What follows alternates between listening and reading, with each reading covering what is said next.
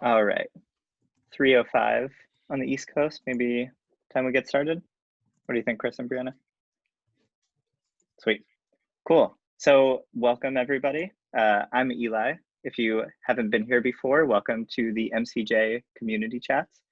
This week's topic will be carbon removal. Before starting, I just want to give a huge thank you to Chris Powers, Brianna Miller, and Remy, who helped us organize this whole panel. Everyone here is fully volunteering their time to try and unite our efforts around climate change. So we're very appreciative to all of them and our panelists for all of their help today. Gonna give a quick clapping reaction to them. Thank you very much. Thank you, everyone. So we hold these community calls once every 2 weeks to create a space for everyone in the MCJ community to meet and hear about interesting topics around climate change. Last week we had ESG investing, and obviously for today we'll be talking about carbon removal. We send out a survey in the Slack group after every week to see what topics people are interested in. Particularly this topic has been so big and wide that we think we might even host a follow-up topic. So if you're interested in kind of voting on what you want to hear about next, feel free to look out for that survey. It'll probably come tomorrow or Tuesday, and just make a vote for what you want the next community call to be about. We also generally get most of our panelists from the MCJ community as well. So if you're interested in speaking on a topic, feel free to reach out to us as well.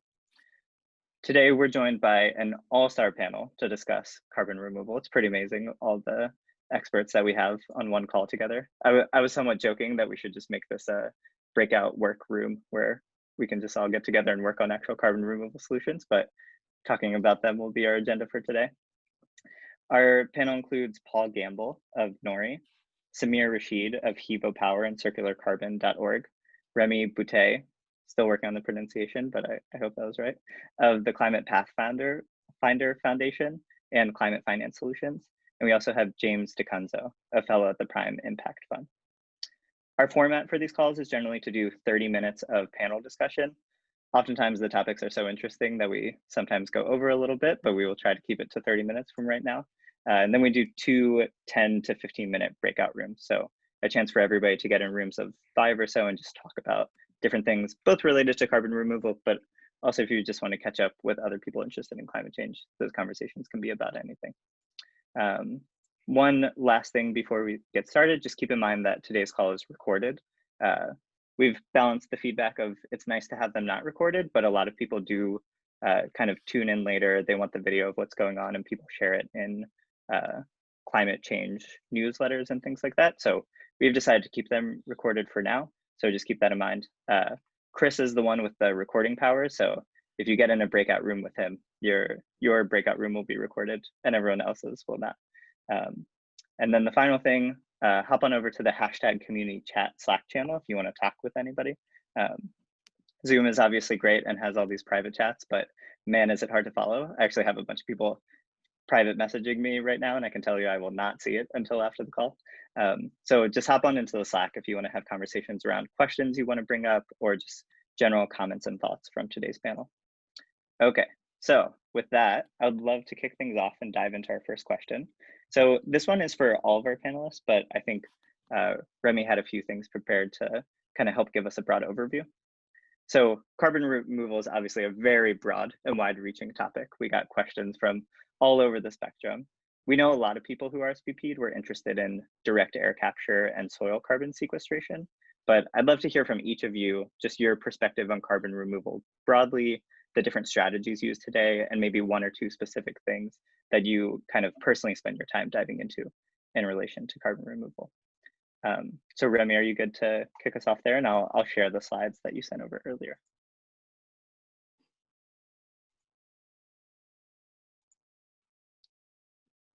Okay, maybe we'll give Remy a second and somebody else, if you want to jump in and just give us a, oh, okay, great, perfect. Let me know when people can see the slides. So I would just, there's people all different backgrounds here, so I just want to establish some basics. The first thing that most of you already know is that we don't have a choice anymore. We're going to need to clean up the atmosphere. The only question is how much and when. There's really two ways to approach this kind of a bounded problem. That's the optimistic scenario as I look at it. And basically you have, it starts with the black line that's business as usual. The blue line is what gets you to 2 degrees. And you can see it's a combination of mitigation, and that's the green zone, the difference in between business as usual and the gray zone. And then pretty quickly and pretty hard, you need to add some removal to that in order to stay under 2 degree. I'm not even talking about 1.5 here. So the numbers to remember here are 2030, this is about 1 gigaton. And just for background, 1 gigaton's about the weight of all humans on Earth. I mean, the gigatons are huge numbers. By 2040, you're at around 10. By the latter part of the century, you're in the 20s, the 30s. It gets big very quickly. And that's the optimistic scenario because that doesn't account for a number of things. So, at the other extreme, you have a number of people who are assessing that the current amount of greenhouse gases that we have in the atmosphere isn't proven to be safe as is. So at the other extreme, you need to remove just about everything that we put in the atmosphere from here on. And the question is, how much and when? So you have a choice in between very large amounts and a daunting challenge, and then factors of that possibly starting much earlier. So that's number one. Do you want to get to the next one? Yes. There's a wide array of approaches. Some of them are nature-based, on land and at sea. Some of them, like enhanced weathering, involve the weatherization of rocks. Some of them are engineered. Most people know about direct air capture. And then capture is also involved in BECCS, which is the burning of biomass, and then you capture the carbon, put it underground. So that's for a quick overview. There's a number of other approaches that are not on this slide, but a lot of people usually equate carbon removal to direct air capture. This is just meant to highlight that it's a lot more than direct air capture. And that's to set the stage. Amazing. Thank you so much for kicking that off, Remy.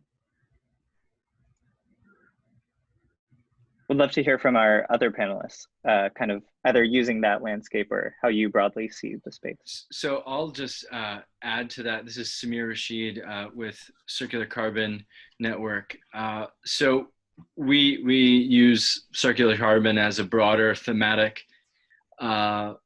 approach and umbrella for carbon capture, carbon removal, and carbon conversion. And tangential to that is sort of a broader carbon utilization. And there's a big Venn diagram of overlapping areas, and it gets a little bit confusing, but I think what Remy just articulated is a great way to look at it. The only other thing I would add on top of that is there's an element of carbon conversion where CO2 is converted to a variety of different end products. They could range from concrete and cement to advanced materials to chemicals, polymers, and fuels. And some of those are not permanent fixes of the CO2 that's removed, but some of them are. So the pathways that I would say that we want to encourage, I think we support the broad sector through data and community and a focus on capital flow and deal flow. But that area of carbon conversion to those permanent fixes is something that we think can help create a portfolio of solutions that have an economic pull in addition to the removal incentive and the removal value. And a variety of things will help bring the cost of capture down. So we see it as one general ball of carbon wax that has a lot of important things associated with it. I can jump on, kind of building on Samir's comments there. Prime Coalition, which is the parent nonprofit above Prime Impact Fund, we work to channel catalytic capital towards these solutions. So thinking about grant dollars that can be used as early stage investments to drive the development of these technologies. And so thinking about that landscape of approaches, we want to be supporting technologies that are going to have follow-on capital investors down the line. So Samir was talking about those marketable products. That's really important. But our biggest mission is that long-term impact. So looking at which of these opportunities are gigaton scale, which of them are the largest, and then have over the full life cycle of that product are actually going to be sequestering carbon, or at least displacing a conventional high emissions intensity.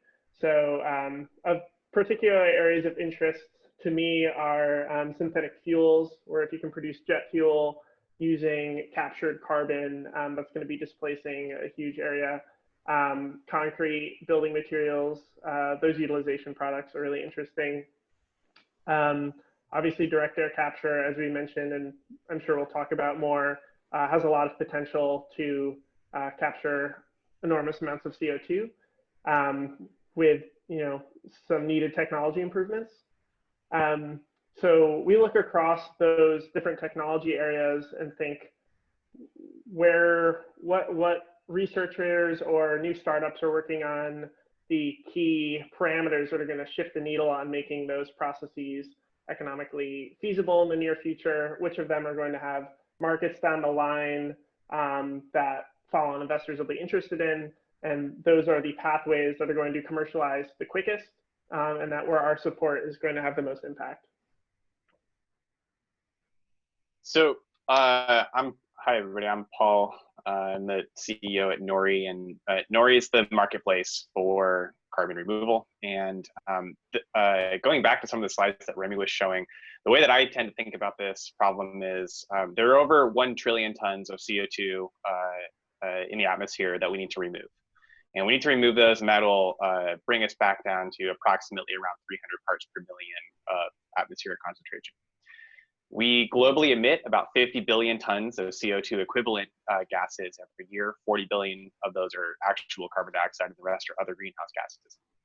So not only do we need to decarbonize and reduce that total amount, whether that's through a mix of actual decarbonization and carbon removal, but we also need to go further than that and start paying down our carbon debt from the emissions that are already up there. So there's a large task ahead of us, but when you break the math out, I think it's really doable. So if we look at the different ecological methods first, and the reason for that, looking at them first, is that they're the most affordable, they're the most scalable, they're the ones that we can know how to do right now in a large way. So soil carbon is really huge.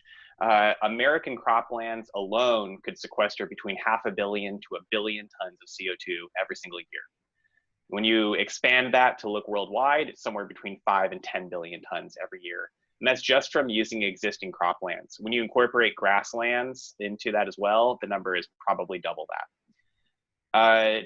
Planting trees is, of course, something that people talk about often, but the problem is that there's always competition for the land.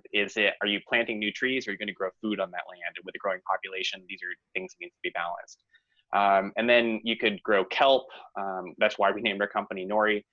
So there are a bunch of different ecological methods. They probably add up to maybe around 30 billion tons a year if we were deploying these at full maximum potential. So we're still short of that 50 billion number and way short of paying down the debt. So that's where more industrialized methods come into play, like direct air capture, like embedding CO2 in construction materials or in other manufacturing processes, like what Samir was referring to. Those things don't really exist at any large scale. They're all in very early pilot stage. You can think of it sort of like, I believe that direct air capture is in a similar position today as solar was back in the 1980s. So we've seen that cost curve come down, but that takes time and investments. So our belief at Nori and our philosophy on this is that what needs to be happening is sending a price signal to the market that people are willing to pay for removing and sequestering carbon dioxide And once that price signal gets into practice, then more and more methods of carbon removal will be able to monetize and spin up. So that's the general approach that we're trying to take here. Okay, and I guess just to pick up on this, it's a great layout for the third slide, which shows for the established paths what prices and scalability numbers the peer-reviewed research indicates. That they're not necessarily exactly what Paul mentioned. All right, so on the y-axis, you've got the range of costs at scale that are anticipated based on the current knowledge. And you have the different paths, so biochar we didn't talk about, but afforestation and reforestation, we can see exactly what Paul was talking about, which is that there's kind of a hard limit posed by the amount of available land, but it's pretty cheap to do, at least it's anticipated to be pretty cheap. He talked about soil carbon. It's possible, as he says, that it can be expanded further and would bleed on the right hand of the chart. Basically, the takeaway is we're going to need all of those established paths. There's different price points that can potentially be improved in time. I'll let other people comment on it, but basically, even with all that stuff, and that's where I think where Paul was going, not only do we need engineered and natural, but we're going to need a lot of what I call the emerging pathways, i.e. the stuff that's still being researched, either because we don't know yet the impacts that some of those pathways are going to be, or we don't know yet exactly how to scale them. Like, we're going to need all of it, not only the established stuff that you hear about in the press, but the stuff that's either still in the lab or that James's Prime Coalition is waiting to fund out of the lab and into the Valley of Death. And that's where we focus. We try to focus on where the holes in the ecosystems are in order to inject foundation money and some for-profit money so that things can move along either inside the lab, coming from the lab to the Valley of Death, through the Valley of Death, and into the VC ecosystem.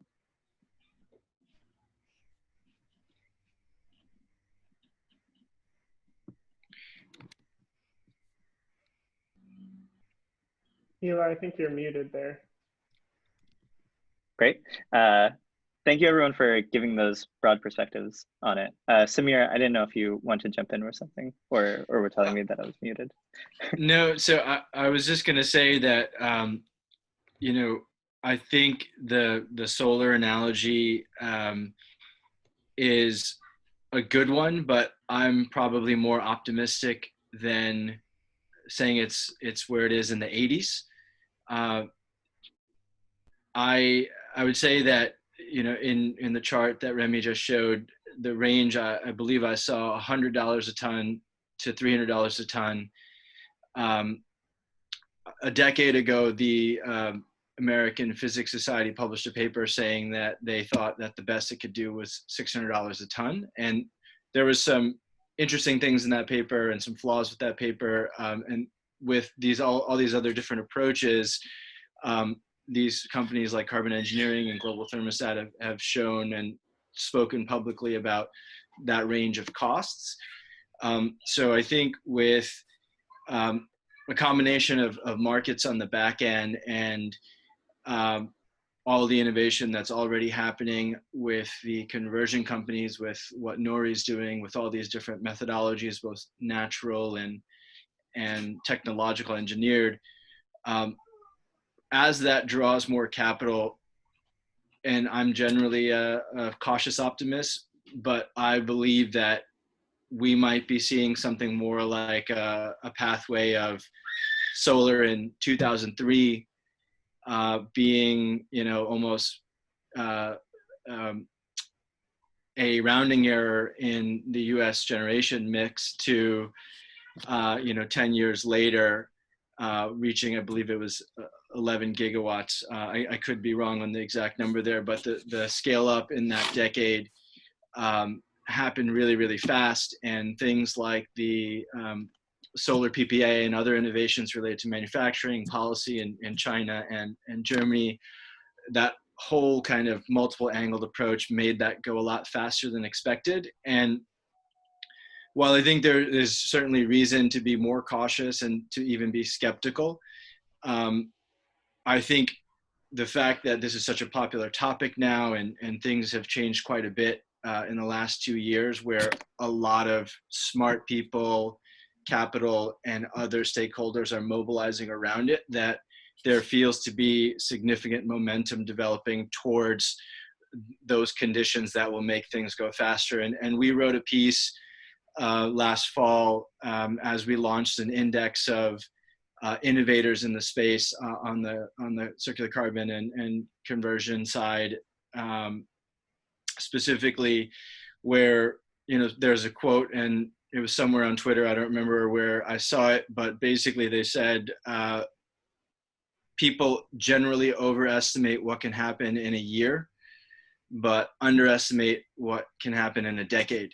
So we kind of course, pre-pandemic viewed the 2020s as the decade of the scale up of a variety of different carbon technology categories.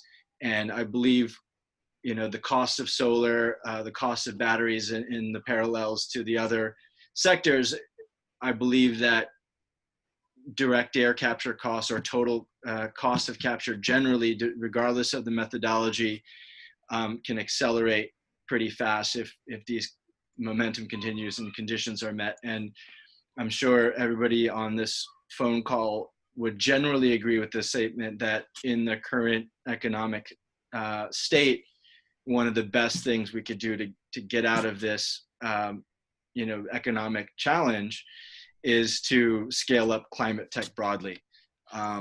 Renewables on the electricity side, transportation from a variety of different angles, building, electrification, agriculture, and industrials. But those last two could help significantly from the carbon side of the equation. So hopefully other people believe that who have the power to make it happen. And if we can spend a few $1 trillion in a year, we can certainly spend a few $1 trillion over the next decade to scale this up.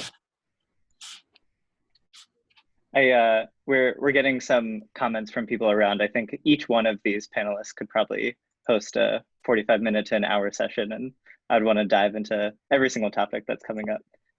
But to keep us moving along, there were a lot of questions around, and I think a lot of you alluded to this, but to allow us to more specifically dive into it, how carbon markets have been changing over time and how you see them changing into the future.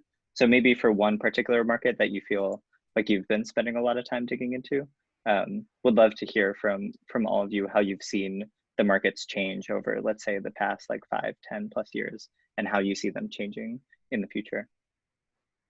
Eli, are you asking about like the market for utilization of carbon products, or markets Yes. for carbon offsets? I think the question's broadly expanded over both, but in general, like, what do you see there being markets that people are willing to pay for? Like, where are the financial incentives changing over time, and how do you see these different projects getting? We have a nice diverse perspective of people who are investing in these projects on this panel, but also people who are creating markets like yourself. So whatever part of that speaks out to you, there are a lot of questions broadly around them. Well, I'll jump in and say the reason I asked that question is because they are very, very different things. So a carbon offset market, which, by the way, there isn't a carbon offset market today. There are registries that certify projects, and then people transact in them kind of over the counter between parties, but there is no market exchange for this. The offset industry has been moving in the direction where buyers are sort of devaluing anything that's about avoiding future emissions, and they're becoming more interested in removing and sequestering carbon that's already out in the atmosphere. That's why we're building our business the way that we are. The industry that I think is the most interesting in this way, that's like moving in a way to deal with carbon the fastest, is in soil carbon. So the entire food and agriculture industry is moving in the direction of wanting farmers to practice regenerative agriculture practices like no-till, cover cropping, and crop rotations, so that they can build up their soil health and store more carbon. It's kind of a win-win all around, because the big food companies all know and recognize that they're like 15% or maybe even 20% of all the carbon emissions happening around the world. So they don't want to be responsible for that. but for them, it's also an investment in their supply chain. So food is becoming more and more expensive and more difficult to grow over time. You have to use more and more fertilizer to pull the same amount of yield out of that soil. And so by adopting these practices, what farmers are doing is they're rebuilding the amount of organic matter that's in the soil. And that organic matter is the carbon. So you get this kind of really, I think, once in a lifetime opportunity where farmers want to increase their soil health, and then others want the farmers to be storing carbon. And so it's a perfect matchup of capability and need here. And the big food companies are all pushing to go in this because they want to be able to put a regeneratively grown label on the food. And they think that this can be the next organic. And it's also shoring up the ability to ensure that they are able to buy commodity crops from these growers in the future. So I think soil carbon is the one that has the most economic motivation behind pushing it at a much larger scale relative to any other carbon removal methods that we've talked about so far. Thank you. Anyone else want to jump in on how you kind of see these markets evolving?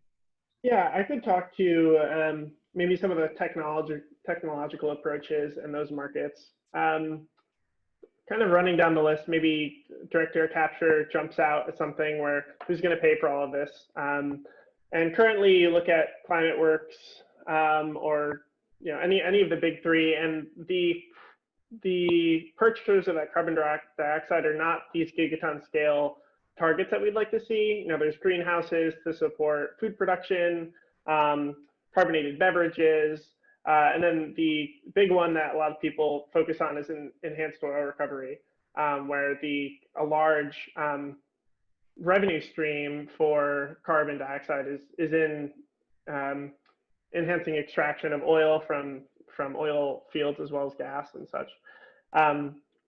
And we could talk more about enhanced oil recovery if people are interested. I take the perspective that while obviously we need to totally decarbonize energy, looking at enhanced oil recovery as kind of an industry to support development of direct air capture, learn a lot about dedicated geological storage, so storing CO2 underground just to store it and not extracting more fossil fuels. And then also, transitioning that industry that employs 2%, I think, around there of the United States workforce across engineers and technicians and geologists to, at the scale of sequestration, we're going to require another large industry and dedicated geological storage. In addition to that, for DAC, there's, of course, like the federal 45Q tax credit, which is pretty new. And stacking that tax credit and enhanced oil recovery, you can start seeing revenues of over $100 per ton. So if you can bring down the cost of the technology, and before Samir, we were kind of talking about the cost of DAC. I think getting under $100 per ton is very feasible, and that's kind of a goal I have in mind if that's what we can drive towards. And it's definitely possible to get lower than that. Looking at some of the different products, for example, mineralization in the concrete or building materials, you can see a few early stage companies like Carbon Cure, for example, where there are concrete manufacturers who are willing to pay for their technology to enhance the properties of their building materials. So curing concrete with CO2 is enhancing the strength and thus has value. Looking at different mineralization technologies, there are similar pathways in replacing building aggregates, something that I've been interested in looking at. Sand and gravel production for concrete is massive. It's one of the largest material flows on Earth. And there's a huge cost component in transporting the sand and gravel, which means that regional shortages develop, and thus the price of the sand and gravel is high.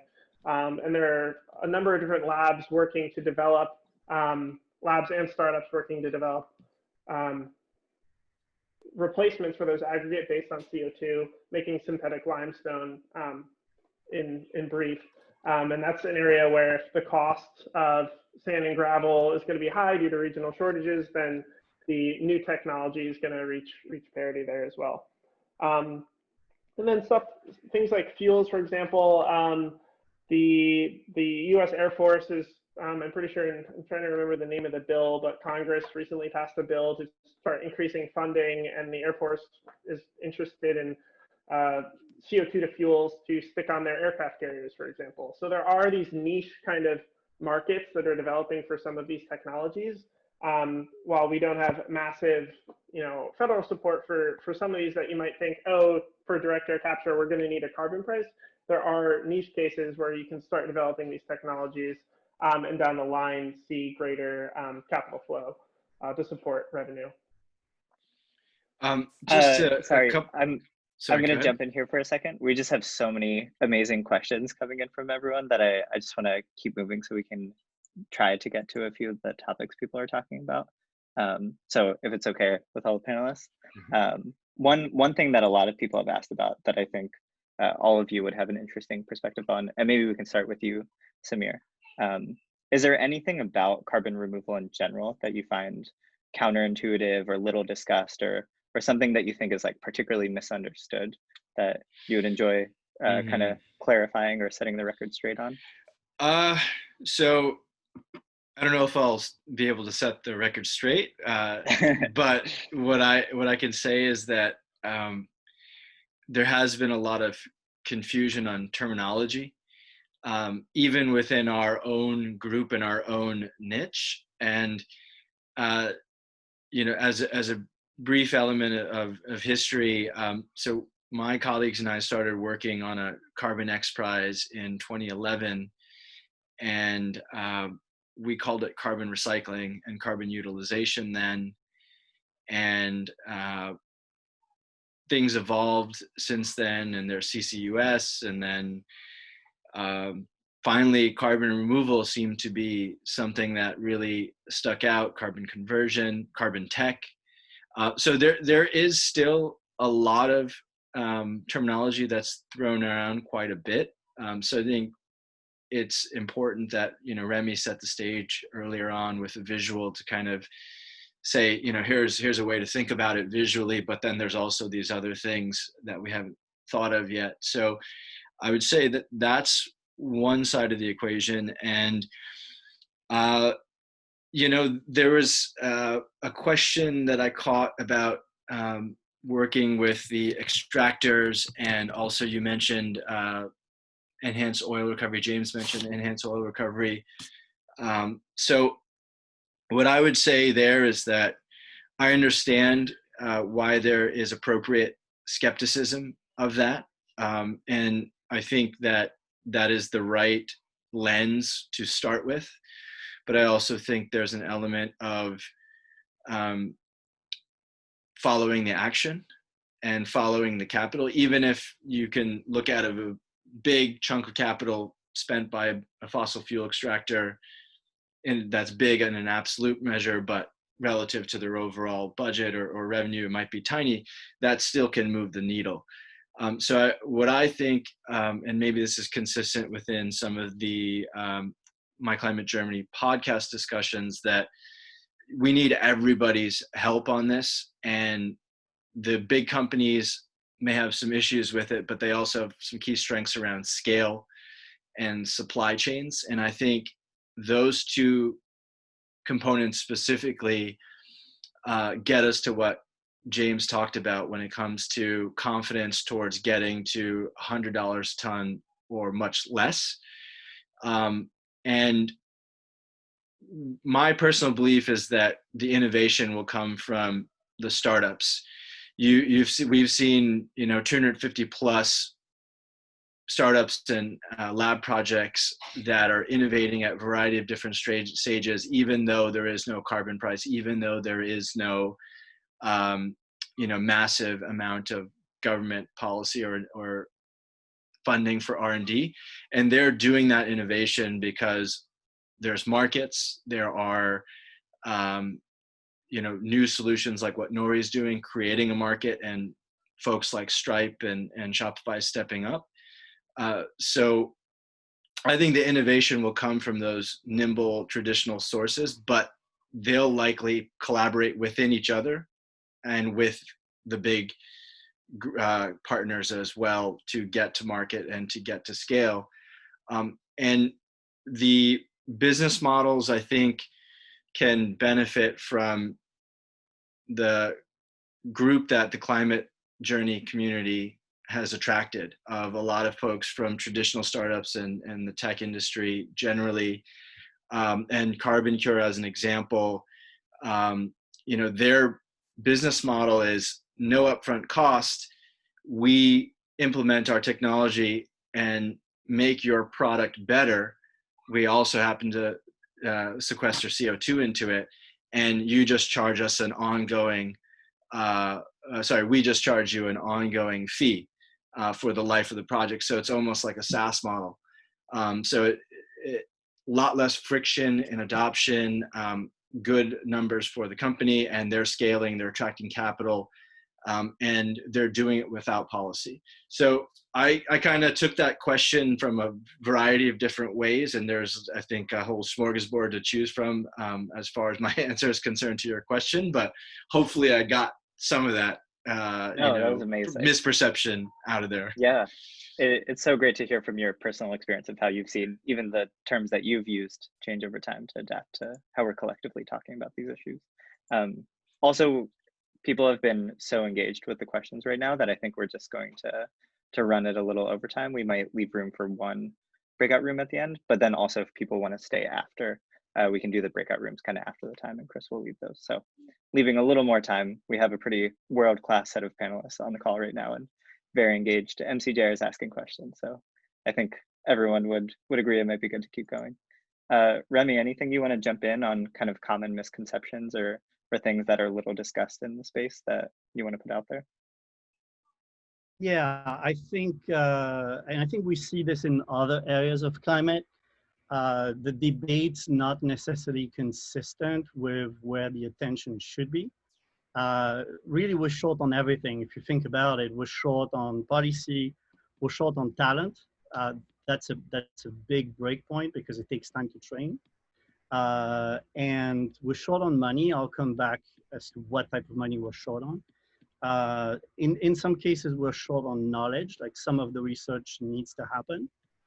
Some of those points, connect to one another. And then importantly, we're short on time. So I think that what's not discussed nearly enough, is that what we're short on for removal is really enough pathways that have the same amount of scale as the problem, right? So when you're talking about a gigaton, you're at 1/50th of the problem if you assume that the problem is, getting rid of our emissions as soon as possible. So you're really looking for a bunch of fives, a bunch of tens. And as Paul highlighted, there's probably a couple established paths that can be stretched. If you stretch really hard to 5 to 10, probably, I would pick DAC and soil. That's a humongous endeavor. And really you have to go to the lab in order to find a number of pathways that are, potentially stretchable to in the tens. Interestingly, most of those pathways have to do with the oceans. So I'll pick one so that people can get a flavor, but there's a number that are like that. They have the same profile. Generally, we need to do more research to know exactly what it would entail. All those pathways have some degree of anticipated negative effect, or at least some uncertainties around how the ecosystems would react if you scale them as aggressively as we need them to scale. And so very typically, it's about a $10 million research budget in order to, and it takes about 8 to 12 years to get there. Possibly you could rush a couple years in that budget by throwing money at it, but not that much more. So a good example, I think that's almost never discussed is enhanced weathering. There's many different ways of leveraging the underlying reaction. The idea is that CO2 is so hard to deal with because it's so inert, right? It doesn't naturally react with almost anything in its environment. And so the precious thing that the Earth has been using over geological timescales is the availability of just a few types of rocks that are prevalent in the mantle in order to control the amount of CO2 over extended periods. And that's enhanced weathering. The rock most often mentioned is called olivine. There's plenty of it in the mantle. In any 1 year, naturally, the Earth removes about 1 billion tons out of the atmosphere. Now, so the whole idea of enhanced weathering is to accelerate that reaction, either by putting it in the lab in the form of semi-engineered approaches, but there are natural ways to get to that acceleration. I'll just pick one. So at sea, actually, you get the effect of natural friction on beaches, for example, on low-lying shelves. And basically, this has been pushed by scientists for a long time. Initially, this was researched in Holland 30 years ago, and then it stuck a couple steps away from being able to deploy. And what's missing are two things. First, you need to document the weathering rate, that's the rate of reaction, as a function of all the different factors in the natural environment. That's in order to be able to capture the incentives, the carbon credits. You need to be able to know in advance how it's going to dissolve and how much you're going to capture. And the second thing is that there are traces of heavy metals in the rock. You have beaches like in Hawaii, for example, that already have that rock, but you need to find out if you were to deploy it at scale, what kind of impact would that have on the ecosystems.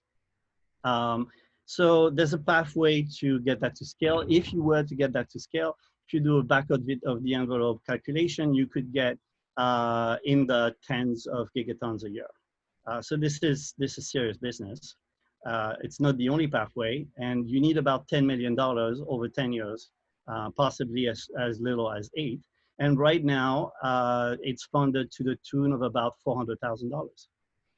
So there are parallels, there are other pathways like this. Most of them have to do with the ocean, but you have the same dilemma that you have with things like solar geoengineering. Like, you know, it's really critical to study it. You know, it's going to take you about 100 million. If you put all those emerging paths, it's about the same budget.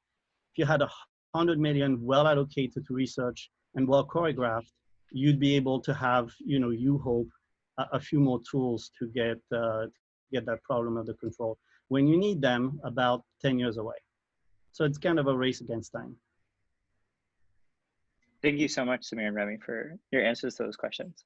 Obviously, a lot of our discussion has centered around kind of the systemic things and the high level things that we can work on. Brianna, I think there were some questions in the chat on more of the individual level. Do you want to maybe pull out one of those for us? Yeah, so I think just broadly, and maybe James and Paul can start off by answering this one. What can individuals do to help support carbon removal? Well, that's really what we're building at Nori, is trying to make it incredibly simple and easy for anyone to pay for removing carbon from the atmosphere. So for my very self-promotional answer, it's just go to nori.com. Now, what we're trying to do is building carbon removal payments into the background of everything that you do, because right now, like, if you really want to do it, I mean, the people who are here on the call are really interested in this sort of thing, but I don't think that you are broadly reflective of the larger public. And so you might go seek out how to deal with your carbon emissions somewhere, but what we're trying to do is create more of like a software API that can embed credible carbon removal into other applications. So you order something online and remove the emissions required to deliver that product to your door, maybe play a mobile game, and with in-app purchases, something goes towards removing carbon. That's how I believe that this can actually truly scale up. If you are looking for carbon removal options, if you were, I mean, Nori, yes, but other options, you don't really have many. So I would only focus on reforestation efforts that have really, really, really good verification standards to them. So that's my recommendation. Yeah, just jumping on the back end, I totally agree with Paul. If you're trying to like put your money and your time to seeing a ton of CO2 out of the air, those new, you know, market making approaches that Nori are taking are really important. What I tell my friends is talk about it, talk about carbon removal. You know, we have 38 people on here that are obviously very engaged and interested in learning more. But all of these, what are the biggest misconceptions? You know, what we need all of these things, and we need them all in, you know, if we're trying to take out 10 gigatons a year by 2040 or 2050, we're not on track to get that done.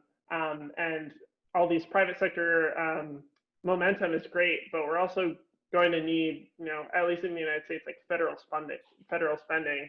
And the only way that's going to happen is if you're having the future policymakers, the future technologists, the entrepreneurs, and getting people to think about it. And the only way people are going to think about it is if they're talking about it. So I just try to get people to talk about it. To briefly build on that, talk about it with the leaders of your company or your organization, and point to Shopify, point to Stripe, point to Microsoft making pledges to, you know, take X amount per year out of the atmosphere, or in Microsoft's case, all of the emissions they've had historically out of the atmosphere. And particularly high margin tech companies or consulting companies, if you look, it's somewhere on the Slack, but Christian from BCG published a piece about how to scale net zero with early adopters, and basically made the point that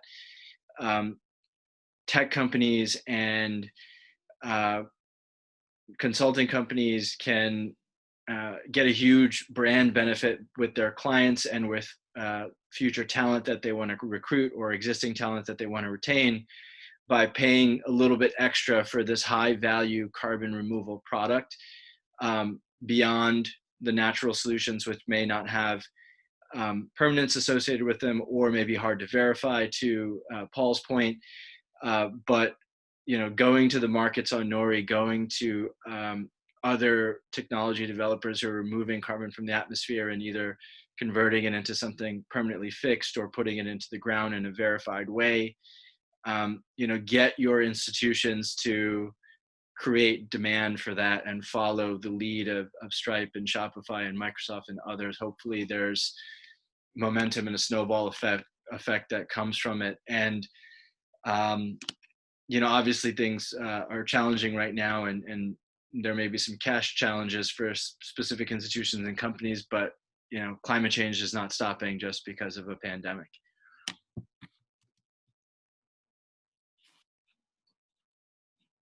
I'll just wrap this up here. I think if you had a corporate, use the Microsoft announcement. It's structured in such a way to enable you to pressure your corporate to do the same. It's extremely well detailed and well articulated. More generally, I think, you know, people need to be more ambitious than removing their footprint. That's back to what several people were talking about. First, educate yourself. Once you educate yourself and you understand the ecosystem, you'll see the holes, and there are holes everywhere. And then, you know, you're likely to be excited about putting together an effort. I can give you an idea. For example, there's a huge amount of public concern on climate change. If there was an NGO that actually focused on raising money and channeling it to the ecosystem at the points of higher leverage, then we would need all those wealthy people to help us solve the problem. There's plenty of challenges like this. I know More I, for work. one, am definitely pulling up the Microsoft letter after and starting to send that around to my friends who work at tech companies. So I think that's a great action item for all of us.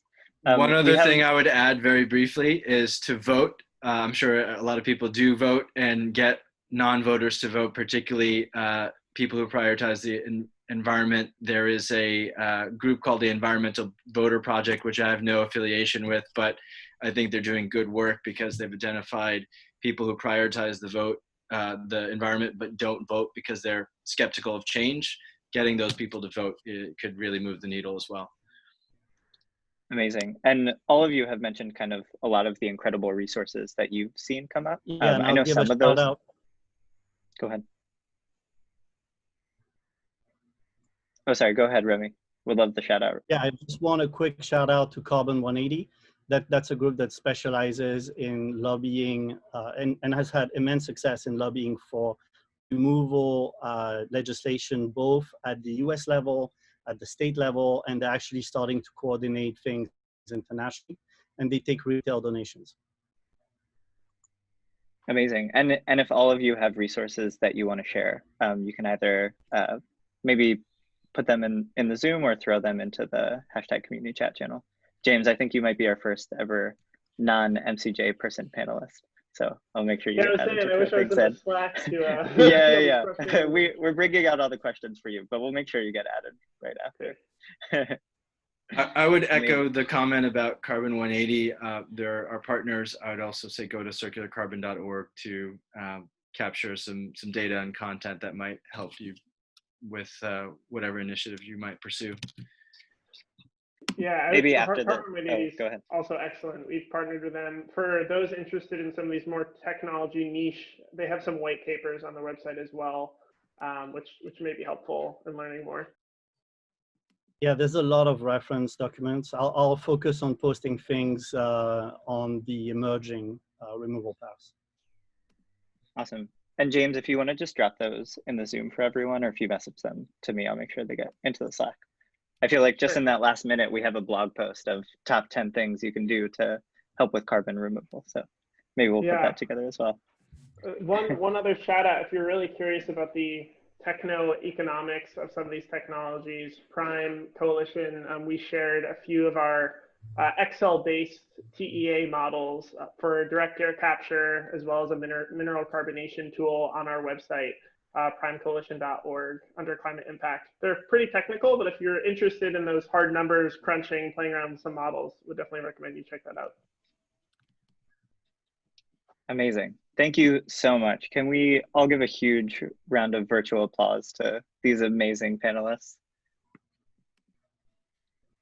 I really feel like we could have turned this into a 2-3 hour session, or have each of you do a 1 hour session. So the fact that we have all of you on one call is really a blessing for everyone in the MCJ community.